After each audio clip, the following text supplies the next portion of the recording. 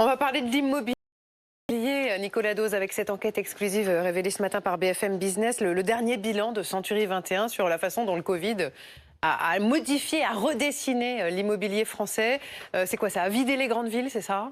En partie, vidé non, mais en tout cas, c'est l'heure de gloire des villes moyennes. Et alors, ce qui est intéressant, c'est que cette enquête du premier trimestre confirme 2020. 2020, on pouvait se dire, bon, effet ponctuel, confinement, Covid. Non, non, là, ça se confirme. Il y a un nouveau visage qui se dessine. Du coup, c'est quoi ce nouveau visage, la tendance du marché là, pour les mois qui viennent? Hyper dynamique, avec des hausses pour les achats de maisons de plus de 18% sur un trimestre. C'est très important. Après des prix qui sont en hausse, il y a de la demande, donc les prix augmentent.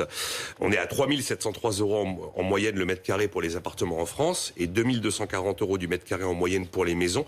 Les délais plus courts de transaction et donc le retour en grâce des villes moyennes. Et effectivement, le Graal, c'est si on vend un appartement qui était en hypercentre d'une métropole et qu'on achète à l'extérieur, on a beaucoup plus grand, beaucoup plus d'espace. Il y a 3 atouts, le prix bien sûr, la présence de maisons parce qu'on veut des maisons individuelles et généralement s'il y a la maison, il y a l'espace extérieur qui va avec. Et quand on dit ville moyenne, c'est pas comme on a souvent entendu Reims, Évreux, Fontainebleau, Senlis. Non, non, non. C'est de la banlieue, de la grande banlieue. Ça va être Villeurbanne à Lyon, Libourne à Bordeaux. Par exemple, Viroflay en région parisienne ou le Val d'Oise. Century 21 parle vraiment du retour en grâce du pavillon. Et puis c'est pour l'achat de la résidence principale, en Alors, plus. principalement la résidence principale, c'est vrai. Mais là, il y a un phénomène, c'est que l'investissement locatif repart en flèche. Et on a observé au premier trimestre des niveaux jamais vus pour l'investissement locatif. Et Paris dans tout ça? Paris, là, c'est le contraire. Les prix baissent, évidemment. Alors, Century 21 dit, attention, c'est une correction, une saine correction. C'est pas une dégringolade.